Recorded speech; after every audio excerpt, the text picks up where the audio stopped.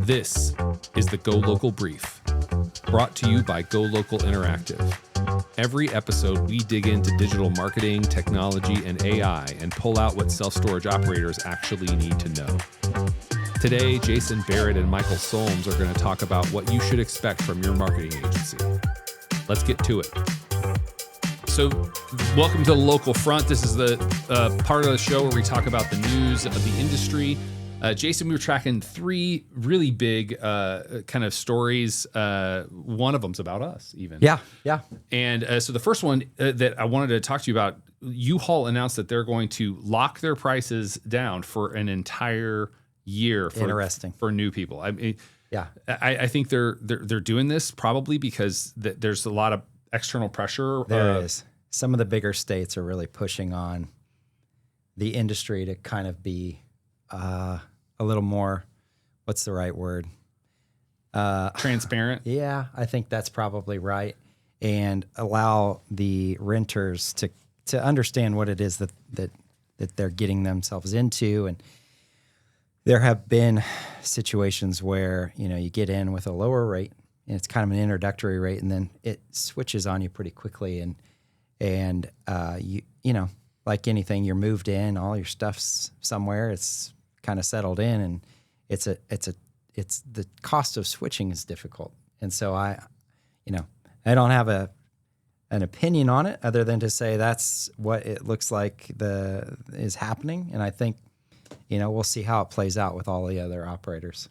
Well, yeah, and I think for our customers and for folks watching, I think the thing to be aware of is just this is what's happening in the industry. Mm-hmm. There's definitely U-Haul's a huge player. Yeah, they've got tons of locations. Yeah, and I think it's worth mentioning. Yeah. So kind of not similar, but an interesting thing I thought I saw. Is there's two cities, one in Washington State. Two cities. You're right. I'm sorry. One in Washington State and then one in New York. It's like Yeah. up a little bit north of New York City, that they've announced that they're either considering or they're actually enacting a moratorium on self-storage development. Yeah.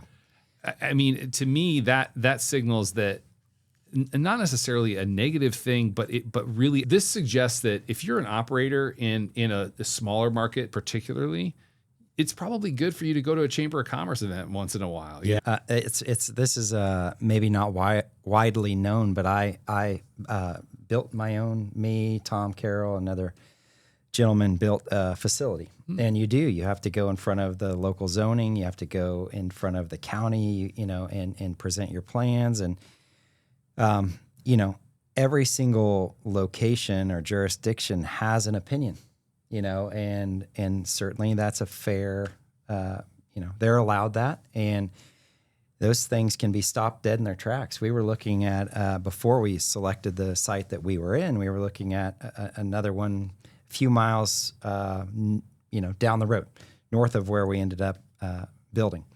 And it was a no-go right there. And it wasn't necessarily because of any statewide regulation or citywide, but it was, hey, there's a church across the street. The way that people would enter and exit out of there would create a little more traffic in a place which maybe was a little harder to view because of hills and whatnot. And we'd prefer to have something else there. And you just go, okay, we move on down the road. And I'm not saying, in these particular cities, could be any number of things, and I can for every two of these, I can hand you two that they would love to have them. Love to have them. Absolutely. Like for example, my wife grew up in St. Louis, and a lot of those old industrial buildings that were downtown warehouses, ice houses, et cetera, they've just been sitting there. People have been, unfortunately, they've kind of been destroying those buildings over time, and so a company coming in and converting that into self-storage is welcomed.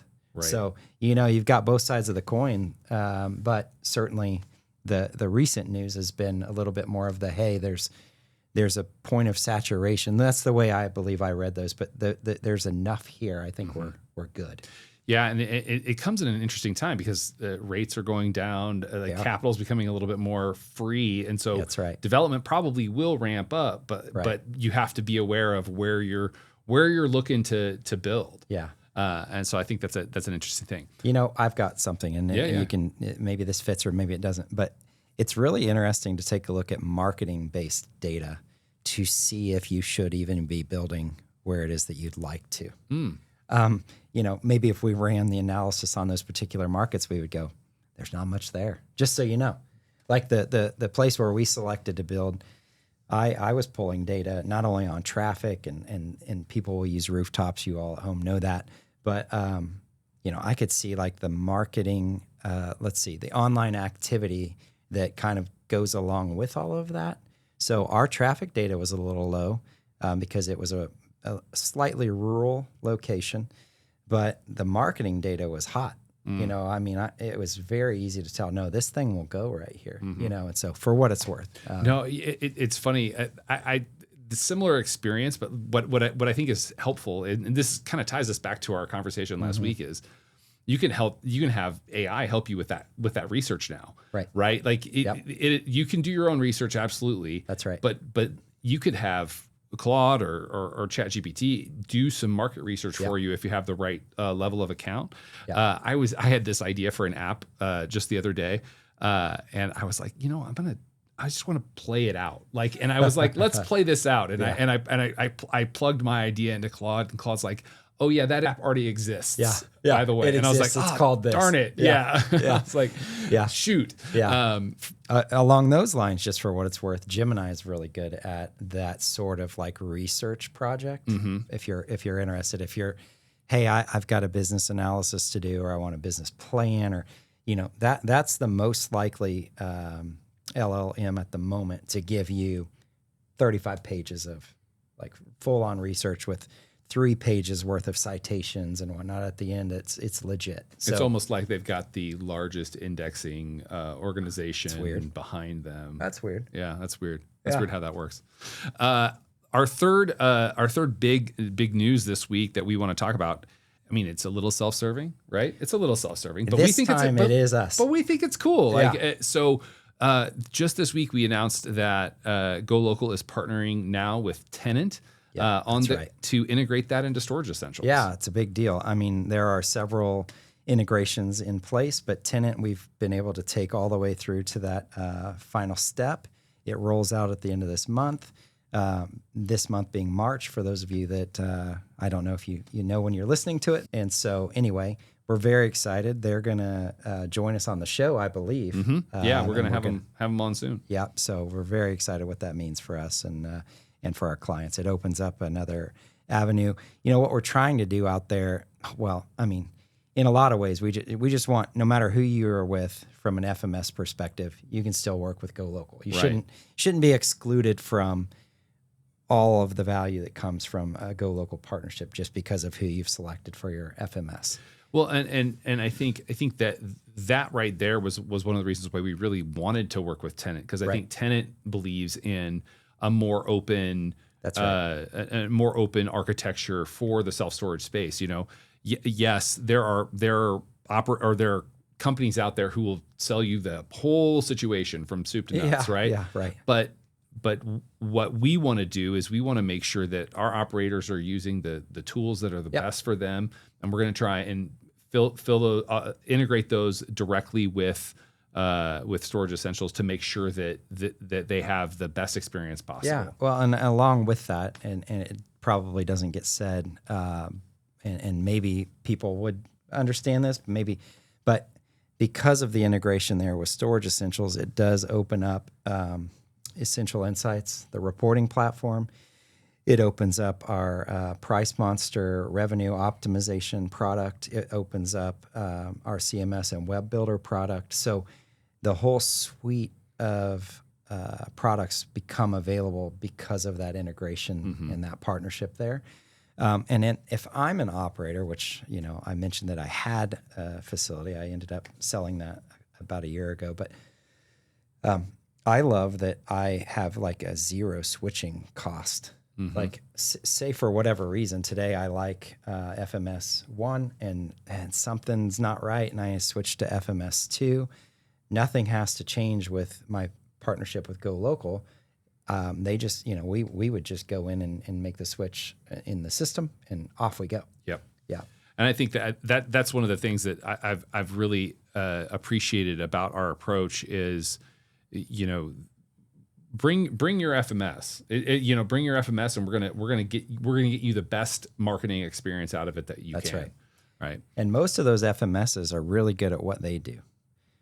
Some of them have started to kind of creep into other areas where, maybe it's a new space for them. And I think as people navigate along that experience, it'll be nice for them it'll be nice for those operators to have that integration back with somebody like Go Local, so that they can get that full suite of services, and continue down the road from a digital marketing perspective. So and Tenet's a really cool example of somebody who, this is a great technology suite, but they're operators. Yeah, that's right. Right. And they're good at it. Then they're really good and at it. And that's why, they've integrated that into that system, and it's a good system. Yeah. So they're great guys too. Our team loves those guys. So yep. Shout out to Tenet. Yeah. All right. Last thing. It's conference season. We're going to be at SSA, Spring SSA next week. Next week, San Antonio. Yep. Booth 239 is where Go Local will be. Check the notes. Booth 239 in San Antonio, and then we'll be in Vegas in a month. So I think. Did you write that one down? I did. 338. 338. So come see us at SSA and ISS. We'd love to have a conversation and chat with you.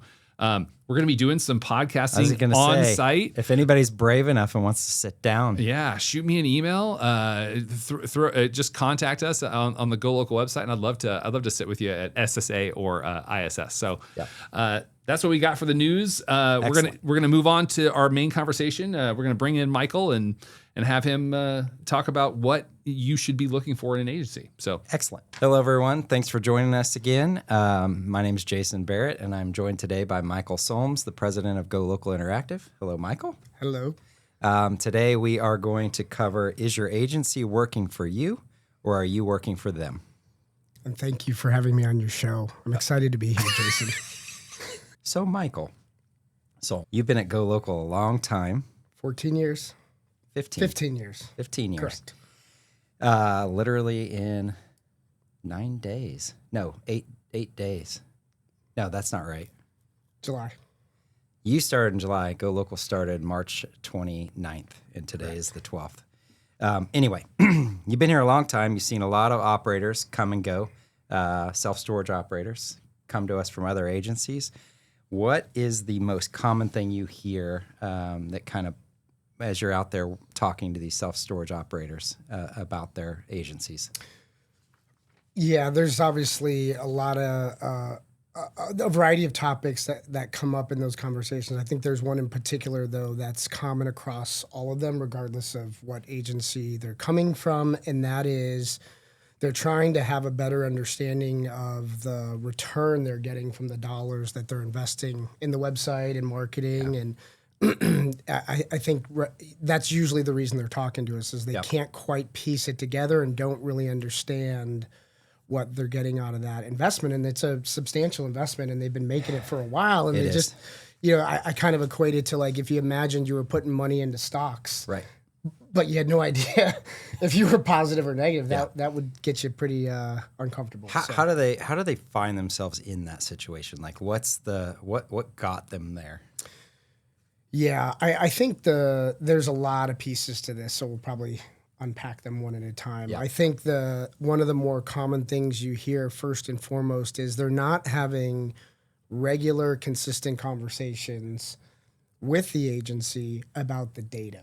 Okay. They may be getting data. They are struggling to interpret it. Maybe it's too much data, and there's no analysis. There's no set schedule to kind of go through that and get a firm understanding of what they're seeing in the data. That's one of the first core pieces, is they're just unsure. I don't know, and I get some reports, but I'm not really sure what they say. So in that situation, how do you like, how do you uncover that? Or are they coming to you with that problem? Is that something that's just coming out in that first conversation, or? Yeah, because the initial part of that conversation's often just tell me what you're doing today from a marketing or website perspective, and then how's it going and how's that performing? Yeah. And you kind of get this pause of like, well, that's actually why I'm talking to you. I'm not quite sure. Yeah. I think it might be going okay. I think it might be doing well. But I don't have a clear picture or clear understanding to know one way or the other. And that's why I'm actually talking to you guys. Yeah. And so then in that conversation, how do you help walk them on through that? Like what's that next part of the conversation look like? Sure. First and foremost, it's a better understanding of the type of reports and data that they're getting, and where that data is coming from. A lot of times what we'll offer up or attempt to do for somebody is get into the analytics account and sort of just get a peek ourselves, because sometimes they don't even know where to point us to. Yep. But what happens when you start to take a look at the data is oftentimes you're realizing it's not even set up for success in the first place. Yeah. And that's because, we had a call literally yesterday where the owner of the storage company said, hey, I finally decided to log into my own ads account. It's their responsibility, not mine. But I wasn't sure what was going on. And I logged in and I saw that the primary conversions were A, not set up right, or B, weren't the ones I cared about, right? I don't care as much about clicks as I do rentals. So, part of the disconnect is getting your conversions set up correctly in the first place for what you care about. And if it's not, to fix it is complicated. Google Tag Manager isn't this easy thing where an owner of a storage company can just go in and fix it. And so they're seeking that guidance and help to go, I don't even know how to fix the problem. Yeah. That was something we were trying to solve for.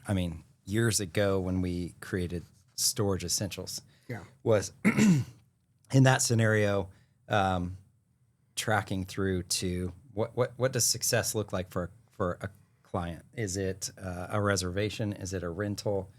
And first of all, it falls apart at the tags, right? So if those aren't in there correctly, then we lose track of it. But what we're trying to do is go clear up that funnel to understand, did it come from organic, paid, a phone call, whatever that might be. Get the tags in there right, but then we would lose the ability to see them post reservation or post rental. Right.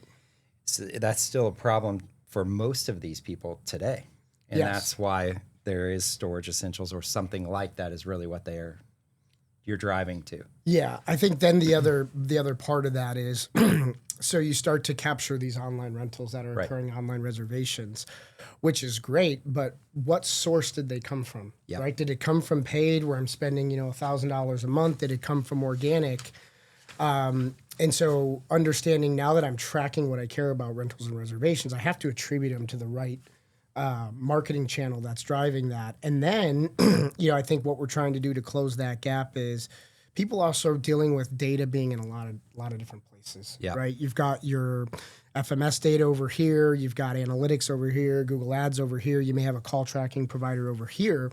And so you're trying to piece it together, which makes it really, really complicated. And so we're trying to help those operators see it full end to end to where you can push that channel even into the FMS. Yeah. This rental did come in. It did come from the website, and it was from a paid campaign, or it came in, it was from an organic standpoint. So you can see it in the FMS.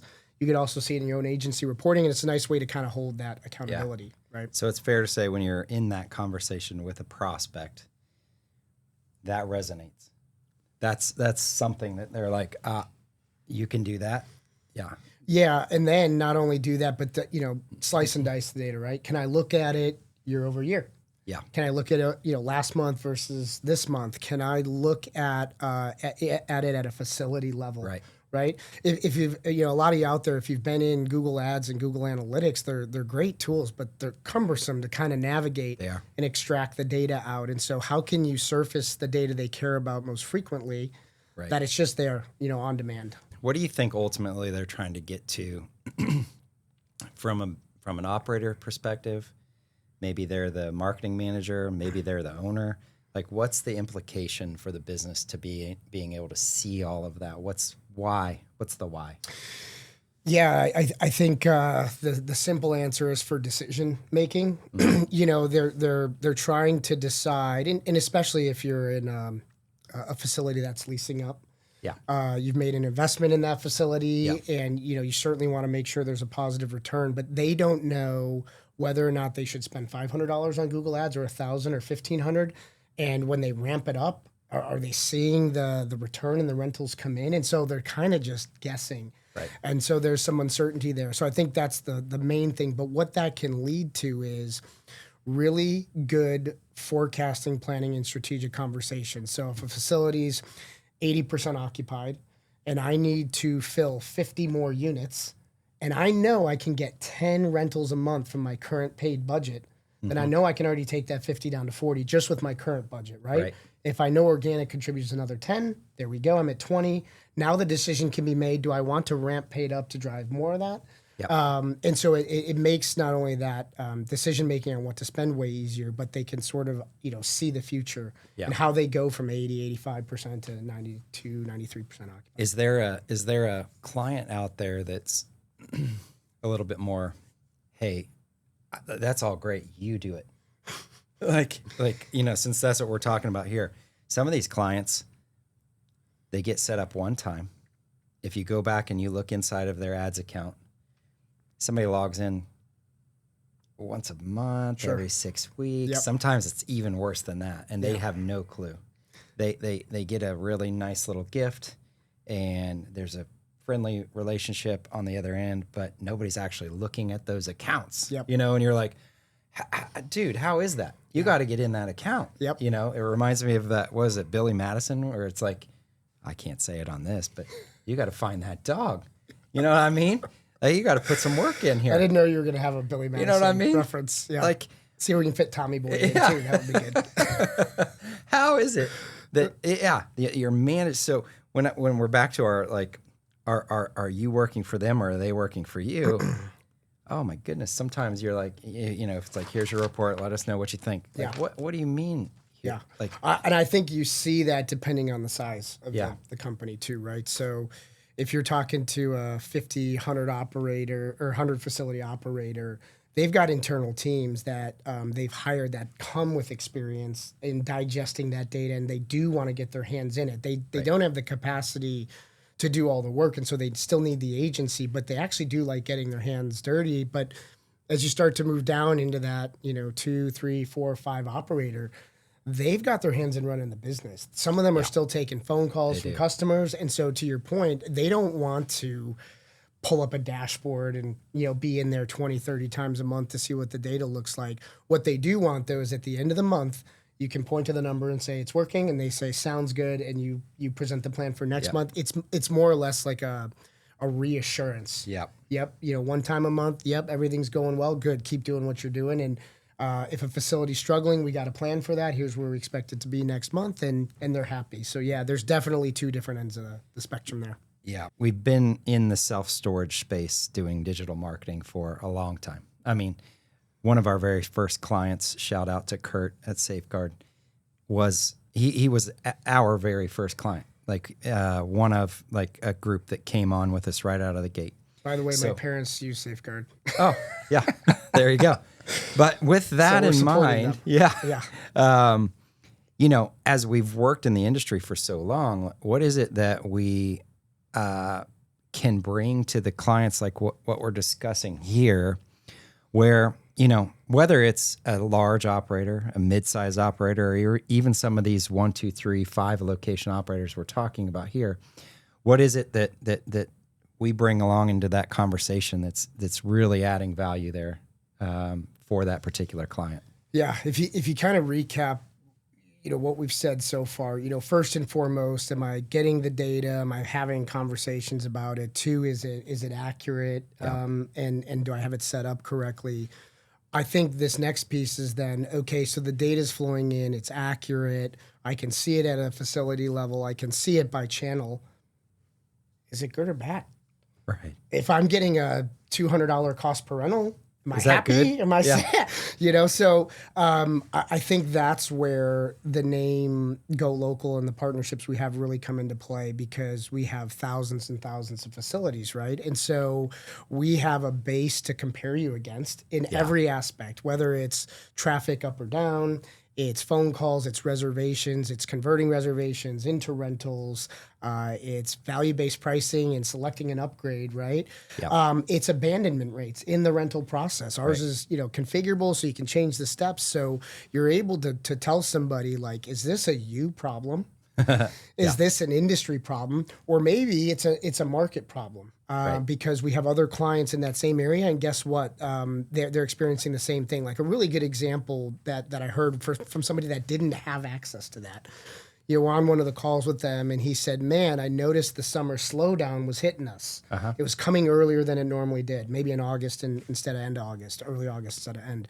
And he was like, man, is it just me? I don't know. Right. So we called some of the other local operators and talked to them and found out, yeah, everybody's experiencing it. Yep. But he didn't know that. And that's really, really powerful information because you don't want to make bad decisions. Right. If it's not a you problem or it's an industry problem. And the other thing is you want to be able to pull the right levers to see change. So what are those levers you can pull? You can't change demand. Nope. Demand is what it is. So if search and it's is when it is. Yeah, exactly. So you can't really control demand, but it's important to know that. And guess what? We can explain that to you and show you that. Then the thing is, do I want to change my prices? Right. That's certainly something I could do. But the last thing I want to do is drop my price if it's a paid media ad copy problem. I've just given up revenue. Yeah. When that's not the issue. So that's what I think bringing all that to the table is. And then the other thing I would add there is, people feel really strongly about their websites. I think that's an understatement. That's an understatement. And so they want to change things. And I'll give you, this is a real life example. We're meeting with a client and we're going through the rental process and I want to change this and I want to add this and I want to, flip that. And Chloe, shout out to Chloe on our SEO team, goes, hey, real quick, time out. Just so we're all on the same page. Right now, your rental conversion rate is in the top 10% of our clients. So before we go changing everything, the last thing we want to do is make all these changes that are subjective and find ourselves in the middle. Right? Secondarily, if I remember that exact example, the longer you make that form, the more you chip away at that conversion percentage, and you've just lowered yourself down into the into the average. But think of how powerful it is to have that conversation because here's what you have people saying, look, we're in an area where we want to be careful of who we let on site. So I want to get a driver's license. I want to capture all this information. And if we can at least inform them to say, hey, doing all these additional data fields are going to drop your conversion rate by 10, 15, 20%, but they will be really quality. They may be okay with that trade-off. Yeah. Other people are on the flip side that says, look, I'm fine collecting that stuff operationally. Get me as many conversions as I can. Well, if you shorten your form, you're probably going to see 10, 20% improvement. So that's what I mean when I was talking earlier about being able to make decisions. Yeah. They don't know some of that information. If we can bring it to the table, they're making much more informed decisions and can understand the outcome that's about to happen, right? It's interesting because I think, we've seen in the industry, I'm just sidetracked just a little bit, but like this concept of a 30-second rental or this concept of a, and I think, bless their hearts, like it reminds me of my mom and my grandfather who's like, oh, they mean so well. It's just a semantic difference. Sure. That's not actually a rental. Correct. It's a reservation and it's the start of one. Correct. Secondarily, there are some, in a lot of states, there are required fields you have to have. And so in the case of the operator you were mentioning where with the conversation with Chloe, sometimes, unfortunately, the business requires changes. Then you have to do it. Right. But what we or your marketing agency should be bringing to you is, I just want you to be informed about what that means. That decision you're making, the implications of that, you should understand them going in. Eyes wide open, just so you know. The last thing you want, with any client is surprises at the end of the month, right? Right. Why did this go down, more than usual? Well, it was the decision that we made earlier this month. Remember, we talked about that? Right. So you have to lay that groundwork, and there's just so many different areas where you can run into that. Even things like data privacy and cookie policies. Opting out might drop your traffic. You can't incorrectly think that means your website is tanking, right? That's more of a like you said, sometimes industry or business specific things that you can't work around. Yeah. But you at least want to be informed so you know to expect them. Nobody likes that shock or surprise when things are going the wrong way. question, just to kind of pull it all together here as we work our way to the end. I'm just thinking of the options that, a self-storage company has available to them. I think that the range is everything from full tech on one side all the way over to full service, just human time and billing on the other side. Does that sound fair for self-storage? Like, I know that's pretty much into any industry. It seems like what's available is the same thing, what we will find, or what an operator or a marketer might find in self-storage. And if so, like, where do we fit as Go Local? Why are we where we are?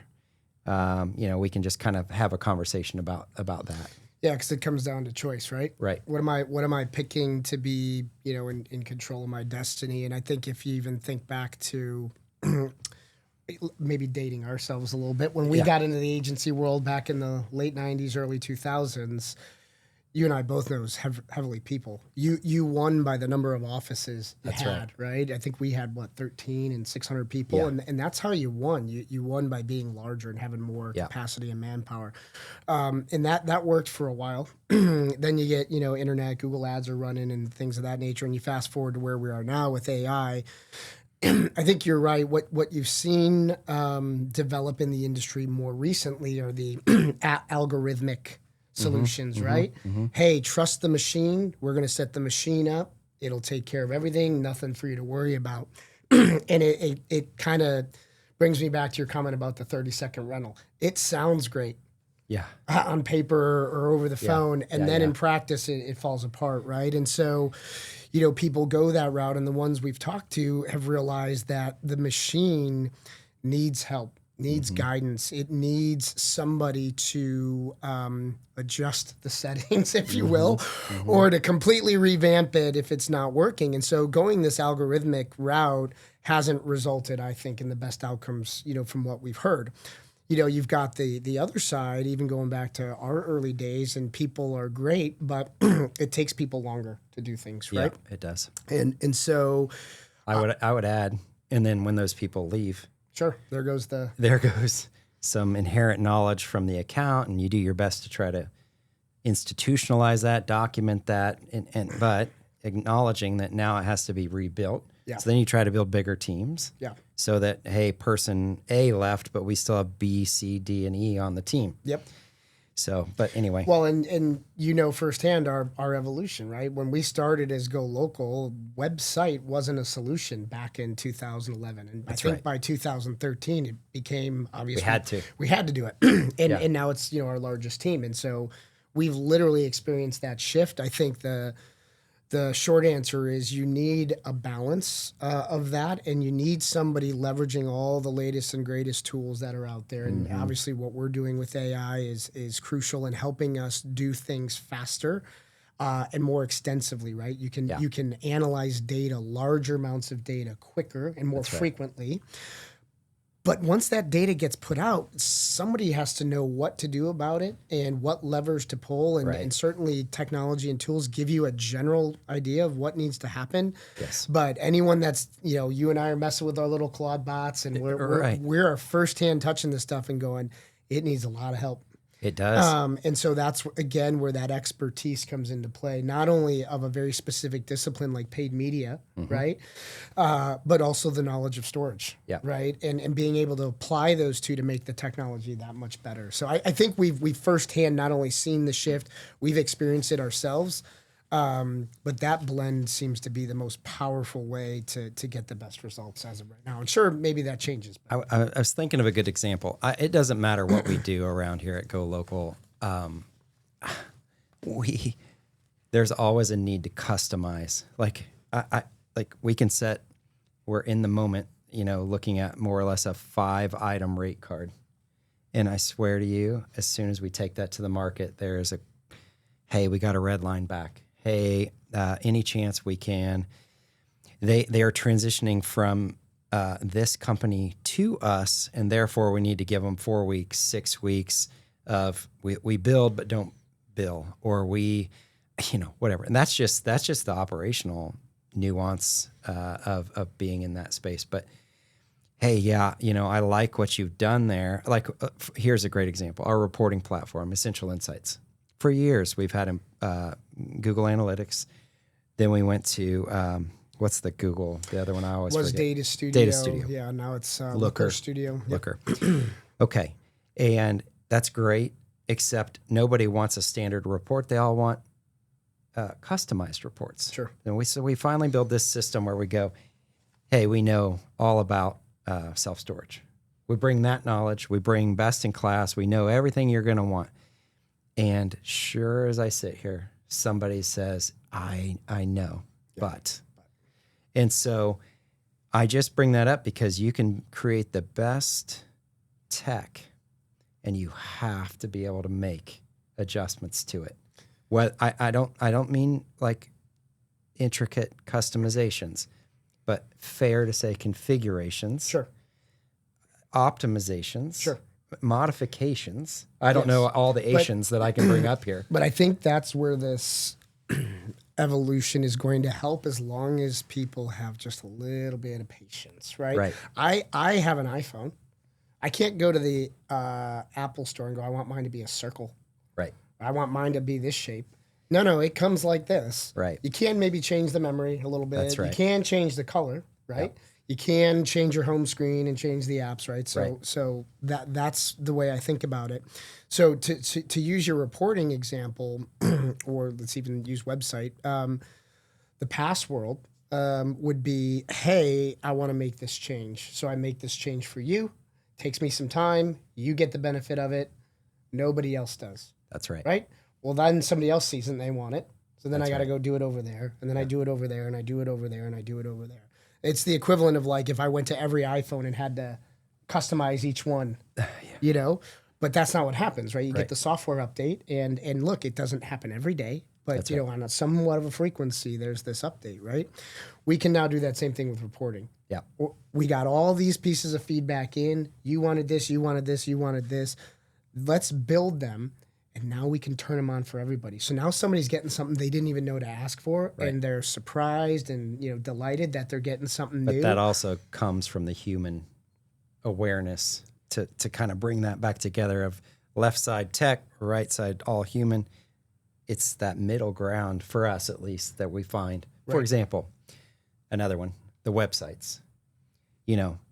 Certainly people have strong opinions on what that website needs to look like and do.